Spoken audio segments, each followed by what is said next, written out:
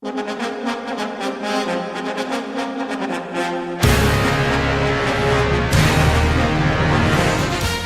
listening to 90.3 WHPC, the voice of Nassau Community College in Garden City, New York. I'm Bill McIntyre here with Jon Gallo, bringing you news stories about Long Island and about Long Islanders.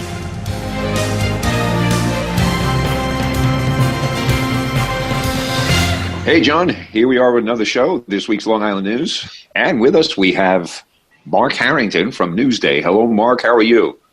Hey, folks. How you doing? We're doing good. Well, your background looks good. Nice blue sky.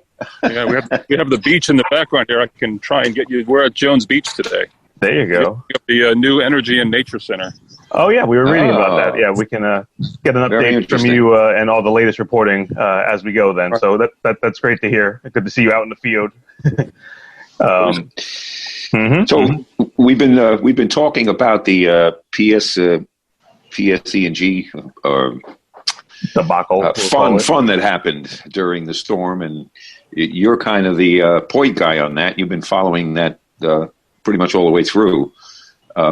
So maybe you can give us a recap of what's been going on and where we stand.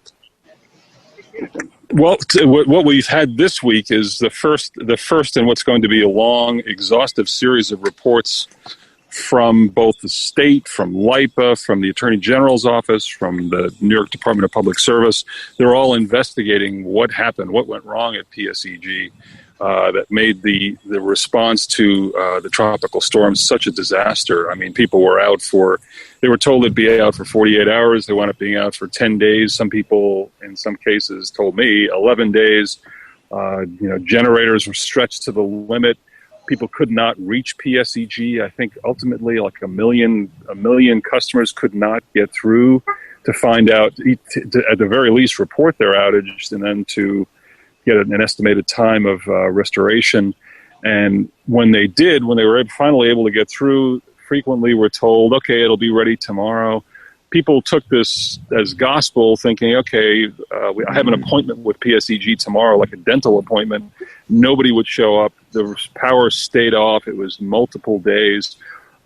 So people couldn't text in as PSEG had promised. People they built this expensive capability to text in your messages, use your phone app, to use the online service. All these things were failing in cascading order. So what happened this week was they've begun to untangle the mess, and they're finding out that a lot of what happened was related primarily to both communications and I think even more so a computer glitch, computer problem. Something called an outage management system it was so inundated with information that it couldn't take any more, and it began to degrade. The more information that was flung at it, the more it started to fail. And as those things failed, so did things like returning messages, texting, properly assigning people to do work, providing estimated restoration times. It was what they call a cascading failure, where one inundation led to another. The telephone lines became inundated. They didn't have enough capacity on the phone lines. Those things, over time they were able to address day by day, but not fully. So it was what they're finding is that the system just did not have the capability of telling people, look, we don't know yet, call, check back later, or we're assessing the situation. It was, in some cases, a simple fix like that, which they were in the process of installing, a message to people that said, we don't have an estimated time, check back later. The lack of that caused people to continue to call, and that just wound up inundating the system even more. Yeah, that makes sense, and created more frustration and more anxiety for all the people left in the dark, metaphorically and literally in those cases. I know, like I said, it's been a hot topic issue. Obviously a lot of our listeners were directly affected. I know we've spoken about it a little bit in the past, Bill.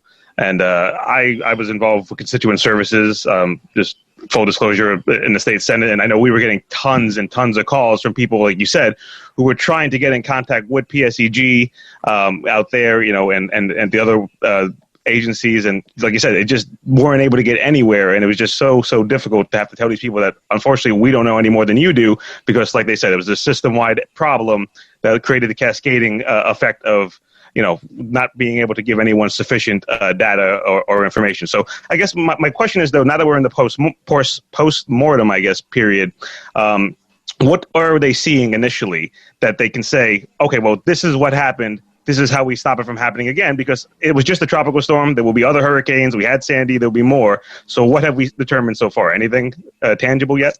So, yes. So they definitely determined that the version of the computer system that they had running was faulty and it was not able to handle. There were some degrading issues on the computer system. What they did immediately, I think they may have done it in the immediate aftermath of the storm, was to refer back to a prior version of this computer system. Okay. One that was introduced before the storm. However, it's not the perfect solution. You don't want to go to an older version of something that's got less capability. Mm-hmm. What they did is to do that, and so right now the system is stable. Is it perfect? If we got hit by a Sandy, could they respond? I think there are questions about that right now. Yeah, how do you test the system like that? Do you put out a message for 1 million people to call you on Tuesday at 10 o'clock and see if the system can handle it? They do it with technology. So they told me that they've responded. They've actually gone ahead and hit the computer system with the technical equivalent of 900,000 messages in, and they've found it to be stable. They've done two virtual tests of the system, and so far it's working. It's not perfect, though, so it tells me that if there were 1 million messages tomorrow and people just did not stop calling, it might be there might be a similar situation. They say we're okay. We're LIPA is pushing them very hard to say fix it all the way. The state wants this fixed, and certainly customers do. Yeah. Definitely. I do know, and we were talking about before, Bill and I, that you had done an interview with the state comptroller, DiNapoli, and his office about, again, some of the accounting and kind of quantifying that damage. Could you kind of, again, put this storm into context in terms of the damage that was done that caused all of this havoc in comparison to Sandy? It was a huge windstorm. It was not really a lot of rain. Exactly. It did take out a lot of the unusual for this storm was the transmission system, which is the system, the part of the system, the high voltage part where it's coming from the power plants and it's the cables and the towers and those things. The substations were affected. Substations are where the high power goes into a neighborhood and then it distributes out to the homes and businesses. So that a number of substations were affected and had to be restored. So a lot of damage. In the end, I think LIPA has put a $330 million estimate on what this whole thing cost. In terms, most of it's for bringing in crews from out of state. People drove their trucks here, had to be fed for a week, transported around. So that's the biggest tab is crews and food and hotels. But there's also a lot of equipment that needed to be replaced. They're still in the process of it. And one of the big question marks at this point, and I think that there may be some issues with it, is the federal government has yet to make a major disaster declaration for Long Island. Without that, LIPA won't get reimbursed. So they need to make sure. I know the state's been lobbying the federal government pretty hard. I don't think Donald Trump at this point it's top of mind on his list to make sure that LIPA gets its $350 million, or actually it would be about 75% of the $350 million, $330 million. Yeah. So that's a big question mark. If not, LIPA told me yesterday that will come from ratepayers. Huh. And that's think about it. It's a pretty big jump on your bill. It's probably they would do it over time, but it would result in a noticeable increase in your bill. Definitely. And I know there's talk about trying to get some kind of rebate for the time that people who lost the outage and were affected most. Right. But just a quick, well, actually, I guess, we can go there. But then I had another follow-up, I guess, about what you had mentioned. But so could you talk a little bit more about that proposal, I guess, as opposed to maybe seeing a rate increase, what could maybe be done? I think it was proposed by Representative Rice, if I'm not mistaken, some other legislators. Yeah, well, and that's a relatively what LIPA has been calling a nominal part of the payback here, is that there are several components to the bill. One of them is the daily service charge. Everyone pays it, regardless of your usage. You pay 42 cents a day. People who said, look, I was out for 8 days. Why should I pay that? Well, you'll get back $3 and 36 cents or something along that line. If they reimburse you, the real issue is if you didn't get usage, you're not being charged for 8 days of usage, which could have been, in some cases, $50, $20, depending on how much you use. So you're not being charged for that. Some people are pushing pretty hard to get back the daily credit for the daily service fee. LIPA says it's not that important. There's bigger fish to fry.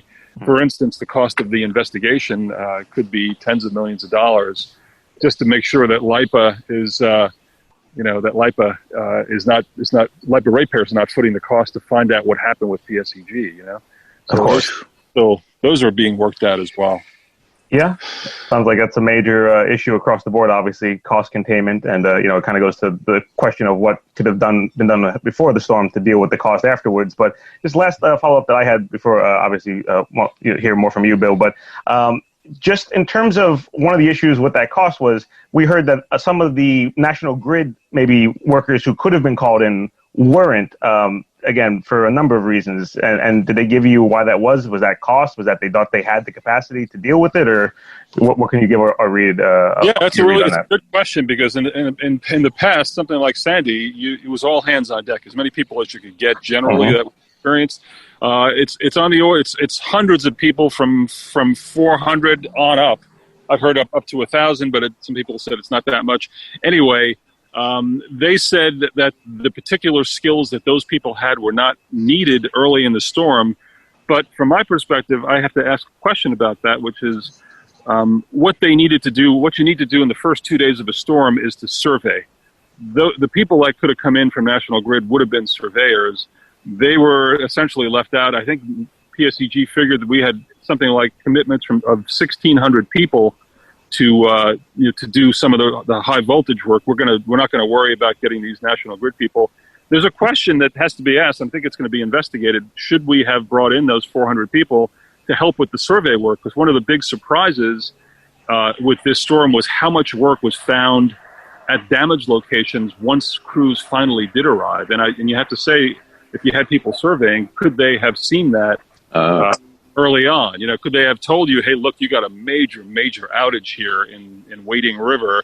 We need to get 4 or 5 trucks out there, as opposed to sending one truck, seeing that there's a major problem, and then saying, we got 5 more days to spend here. This is going to be a disaster. So those are the things I think that it's going to be investigated. It probably it has been criticized already. People said it's a no-brainer. Hire those people and bring them over immediately. As many as you can get, you need. Yeah, of course. I mean, remind the listeners.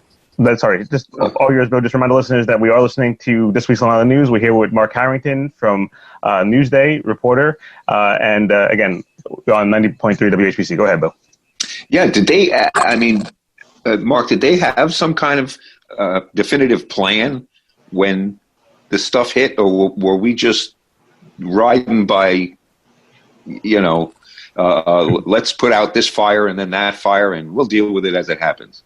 I mean, there's a state requirement to have a very, very, very specific plan, and I think that they had one of those plans. I mean, I've been to meetings and a couple of the drills where they go through everything and say, this is what we'll do if X happens and Y happens. So every utility is required to have that. But what happened in this case is when you lose the central mechanism for coordinating your response and coordinating crews and taking calls from customers, when you lose that, then what happens? And I don't think that they really planned for that, because it then required that they improvise. I mean, I heard that they were actually routing calls back to their parent company in New Jersey, and then somebody from there was emailing messages back saying, you have a customer out in Orient Point or whatever. It was that kind of thing. They had to improvise because they weren't expecting to be out. Yeah. Anyway, they weren't expecting the computer system to be out. I thought I lost you for a second. The computer system, yeah. Right. So the plan B needs to be, what if you lose the computer system? I think that's going to be into any future. What are you going to do next time if you lose it? Yeah. What backup plan? Because you're not going to, and you're not going to retrain the public to. I can imagine if they had gotten on the radio waves and told everybody, please don't call us. Right. That would have went over real well. So. They did consider something like that. And amazingly, I mean, it's like And it would have helped, frankly. I mean, they said that they knew if you had a smart meter, we know that you're out, so you don't have to call us. That was at one point considered a strategy. They didn't pursue it yet. They may pursue it in the future, but a smart meter, once it realizes there's no power, will ping back to LIPA to say this, the PSEG to say this customer's out. So you really don't need to call. So they're aware of your outage and they can start to respond. But that was considered part of a strategy in the during the restoration, right after the restoration, just to see if it would work to stop the calls from coming. Interesting. Wow. To that point, we were reading too in Newsday's reporting. Hasn't there been some issue reported with homeowners who have those smart meters since the storm, maybe having some kind of glitches or readings coming back wrong? Has that been resolved? Yeah, I think it was the people who had the smart meter. That's 600,000 customers plus right now, and they're going to. I think they're going to accelerate that. They want to get everybody installed, but some of those customers wound up. They go onto the PSEG website to check their My Account page. You have to sign in and you look at your usage, and they found that the system was actually showing that they were using power even while they were without power. And they were like, "Wait a minute, I'm not paying for this." So ultimately, PSEG said that was just a quote estimate, but you really have to wonder. I mean, I think people were right to kind of call it into question. They've told me that they've actually stopped doing that. So from now on, you won't see an estimated usage on your My Account when you check in and your power's out. But it was a big problem, and I think a couple of customers noticed it and called us and said, "This is ridiculous. I mean, there's no way I'm using this power, and they're going to charge me for it." PSEG said it was never a consideration on bills, but I've gotten some emails and I've done stories on people who said my bill was ridiculously high, even though I was without power for as much as 14 days, including days that they turned off the power. I just did a story this week on someone who his power was turned off for 7 days. He lost power for 7 days, and he got the highest bill he ever had. So there are some real questions that need to be answered and investigated. So I think they will be. Are they going to set up some avenue for people who have these kind of issues, or do they just have to fight them alone? Well, here's the thing. I mean, the best thing to do is, if the first call is to PSEG, I think what they'll try to disarm you and say, hey, you used a lot of power. It was a hot month, and you're home because of COVID. Those are the sorts of things that they're telling people. Except in the cases that I've talked to, people are retirees. They've been home forever, and their power did not increase. So the thing that you do is once you escalate beyond PSEG and they can't help you, you go right to the Department of Public Service. You just Google it online, New York Department of Public Service, file a complaint, and you'll get the webpage. Get a complaint in, because that's the one way to make sure the state knows that you're complaining about this, and you can get more satisfaction than if PSEG gets you on the phone and says, look, don't worry about it. You just use more, there was an estimate or whatever. You just want to be sure. So it's not to say that they're lying, but I think that they have to believe their meters, but I think you have to question it if you think if the usage is completely disproportionate. Yep. Yeah, well, when you hear these kinds of stories, it's not comforting to know that there's not another oversight or somebody else watching that can say, "Hey, wait a minute, this guy he's not full of it. You charged him for something he didn't use. Otherwise, it's he said, she said kind of." Exactly. Yeah. Well, and I think what you're seeing now, and I'm not sure if it's going to happen because there's a lot of resistance from both the state, from LIPA and others, but lawmakers are saying, look, there needs to be more accountability. The board, the LIPA trustees, great bunch of guys. They're all from Long Island. A lot of them are very professional, but we want our own a real public service commission authority, and some of the lawmakers are pushing for that. I think you'll find that LIPA doesn't want to do it because of, Wall Street particularly doesn't want more regulation. They want less so that LIPA can raise rates when they want to.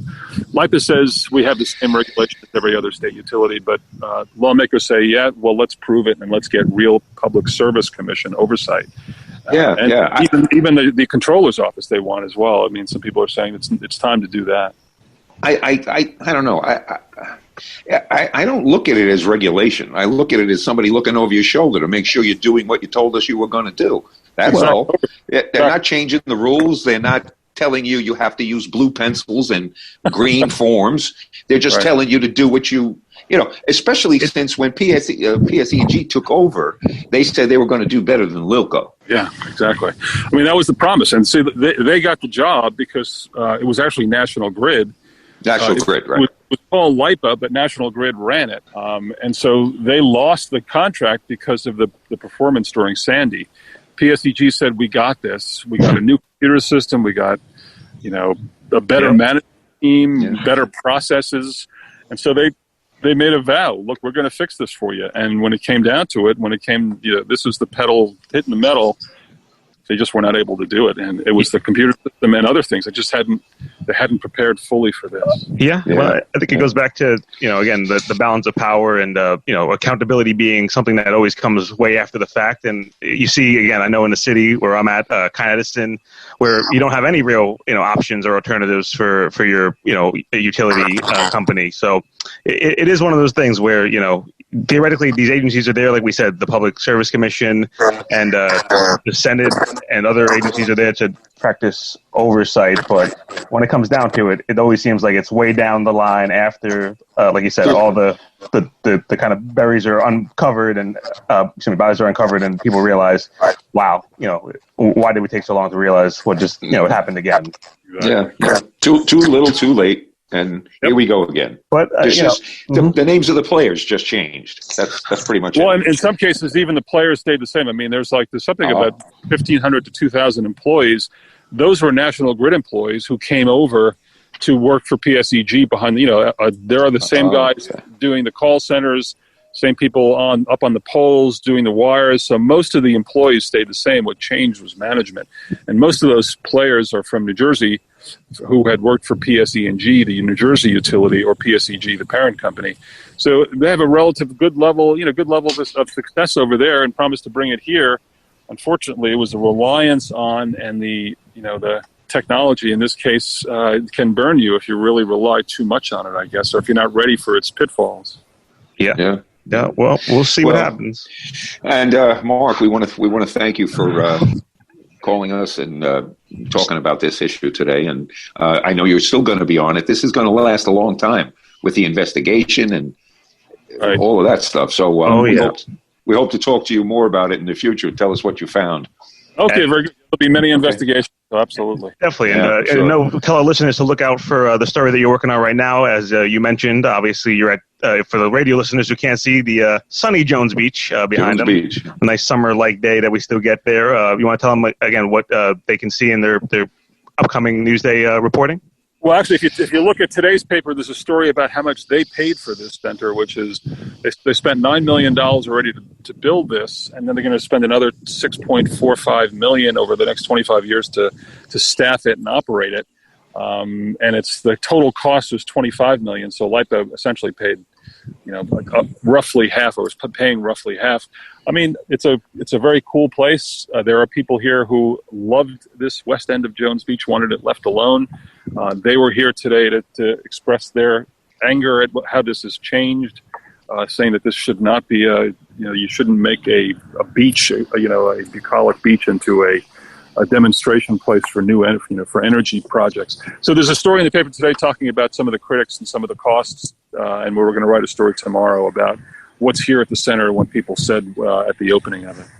Oh, great. Perfect. Well, we're definitely going to connect with you and talk about that probably in the weeks to come.